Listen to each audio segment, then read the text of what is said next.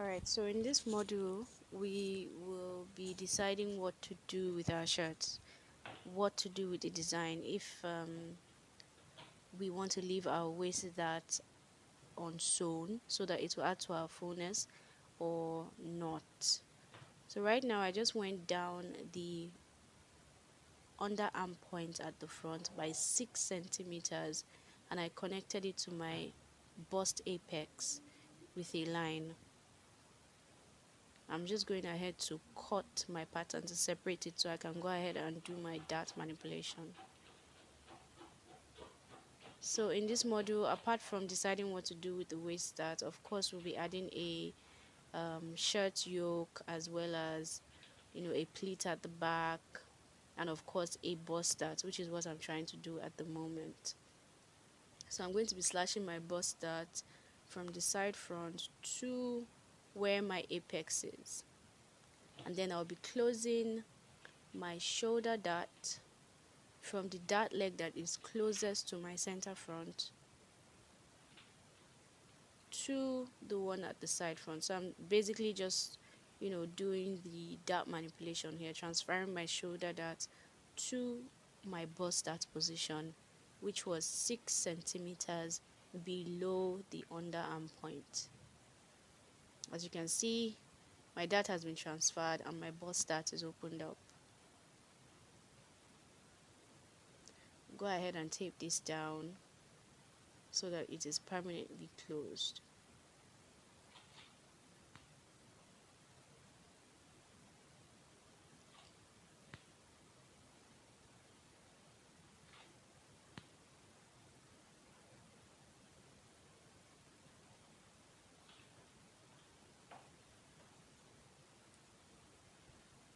And now to true my shoulder, because it is uneven, I'll be connecting my neck point to my shoulder point with a ruler so that I can have a smooth shoulder line.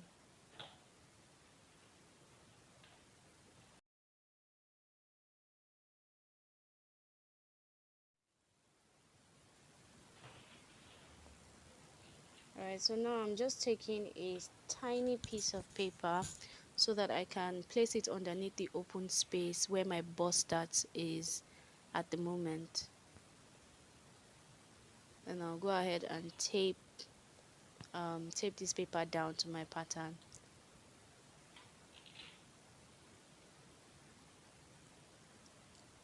If you're already familiar with dart manipulation, of course this shouldn't be new to you.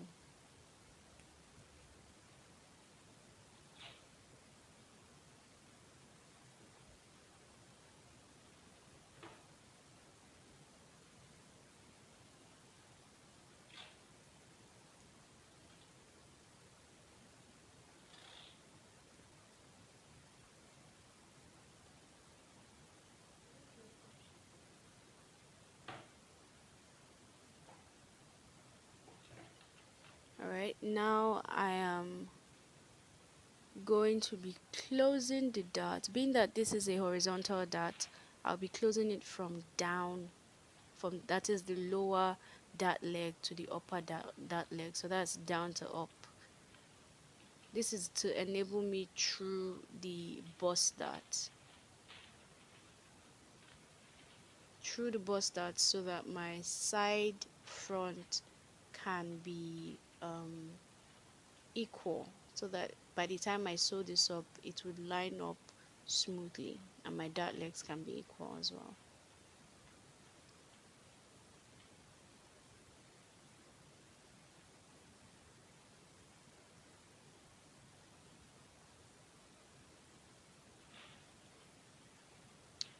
So after closing, I'm going to go ahead and use my tracing wheel. I'll go ahead and take my tracing wheel so that I can get the truing done.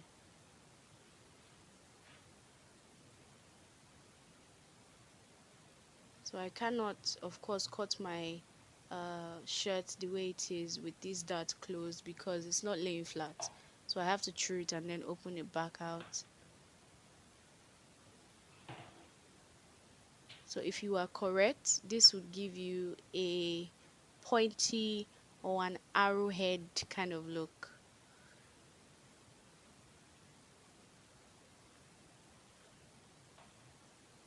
So I'm just drawing the dart legs, the middle of the darts and the outer dart legs as well.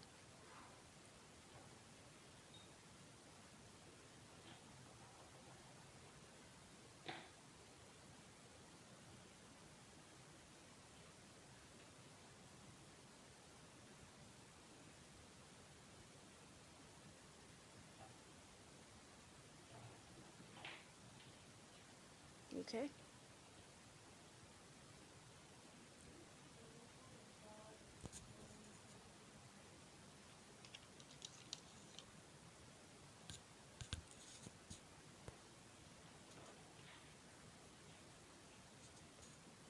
All right, so I'm also going to go ahead and get rid of my shoulder dart. My shoulder dart is 1.5 centimeters, and I'll go ahead and get rid of this around the armhole. So from my shoulder point, I'll go ahead and measure that 1.5 centimeters inwards into my shoulder, so that it would seem as though I am trying to cut it off at the edge. So 1.5 cm, and then I would blend it back into my armhole. That way I have eliminated the shoulder dart. So I'm crossing out that shoulder dart so that you can see that I've actually removed it at the armhole area. So your own shoulder dart might be smaller, it might be bigger, or you might not even have a shoulder dart based on your own pattern. It really doesn't matter.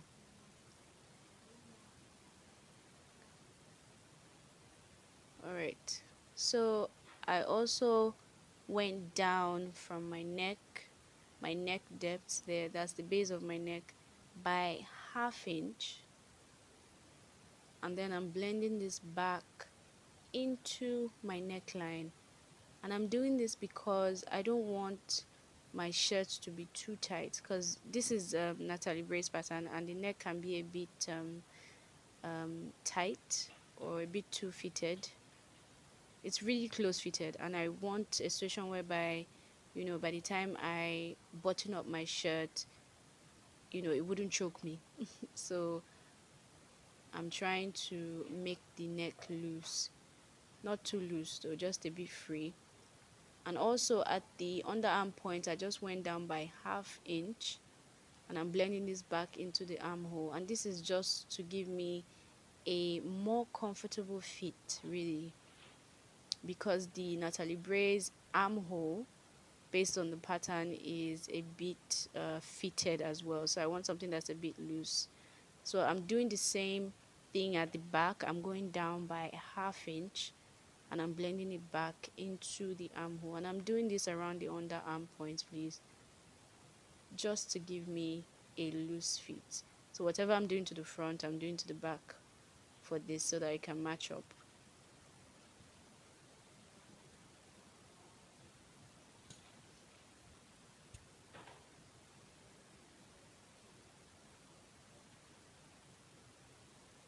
Right, so now I'm trying to sort out my hem shape and my hem design. So I'm going upwards from my side front at the hem by 3 inches. And then I'm also just marking or extending the middle of the dart line to the hem, so that I can use that as a guide to know where my hem curve or my S curve would stop. So I'm just going to wing this with my hand, so I get something that I like, and that's desirable.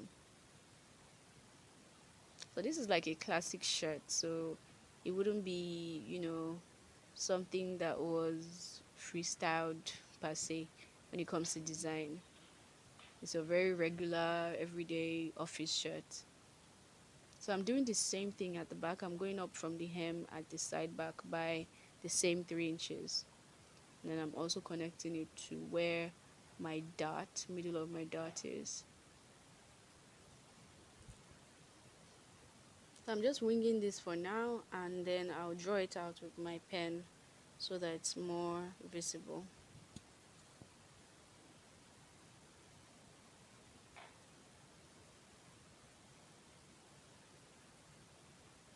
Just trying to make it perfect.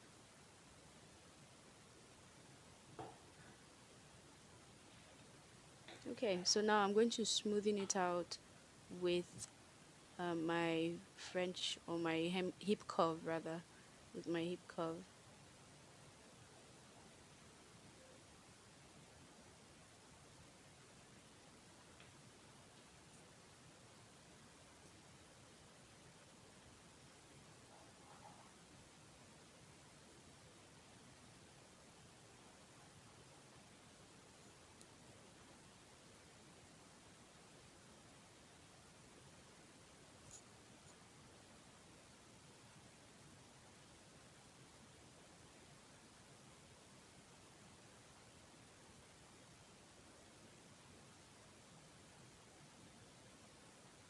So when you're creating yours, feel free to um,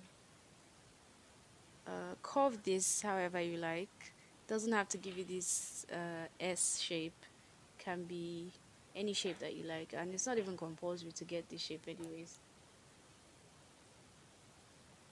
You can make the back, the center back longer, for instance, so that you get like a high-low effect, or you leave the hem straight.